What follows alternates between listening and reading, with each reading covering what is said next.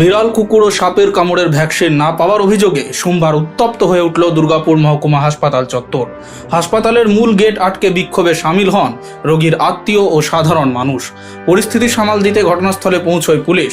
অভিযোগ, নির্ধারিত সময় অনুযায়ী ভ্যাকসিনের পরবর্তী ডোজ নিতে হাসপাতালে এলেও বহু রোগীকে ভ্যাকসিন নেই বলে ফিরিয়ে দেওয়া হচ্ছে। এর ফলে বারবার হয়রানির শিকার হতে হচ্ছে রোগী ও তাদের পরিবারকে। পাশাপাশি হাসপাতালের কিছু চিকিৎসক ও কর্মীদের বিরুদ্ধে দুর্ব্যবহারের অভিযোগও তোলেন আন্দোলনকারীরা। তাদের দাবি, প্রাণীর কামড়ের পর সময়মতো ভ্যাকসিন নেওয়া অত্যন্ত জরুরি, অথচ হাসপাতালের গাফিলতিতে রোগীদের জীবন ঝুঁকির মুখে পড়ছে। বিক্ষোভের জেরে কিছু সময়ের জন্য হাসপাতাল চত্বরে উত্তেজনার সৃষ্টি হয়। পরে পুলিশ এসে পরিস্থিতি নিয়ন্ত্রণে আনে এবং অবরোধ তুলে দেয়।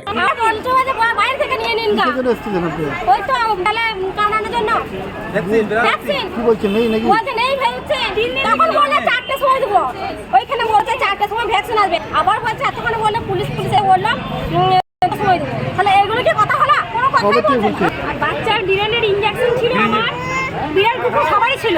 অনেকে এসেছে, দুদিন থেকে ঘুরে গেছে। আমি তো আজকে এলাম, আমার বাচ্চার ডেট ছিল, তো আজকে আমিও ঘুরে যাচ্ছি, হচ্ছে না।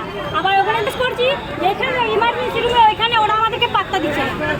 বলছে হ্যাঁ দেখছি, দাঁড়াও, এখন নেই, বাড়ি থেকে নিয়ে নাও, ইনজেকশন পাওয়া যাবে। তাহলে এটা কেমন সিস্টেম?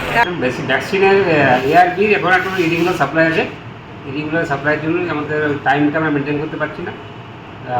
ভ্যাকসিন আমাদের অ্যারেঞ্জ হয়ে গেছে, আমরা ভ্যাকসিন দিতে পারবো, সকাল দিতে পারলাম না, সেটা দুপুর থেকে শুরু হবে। Bureau report, Spirit Voice digital.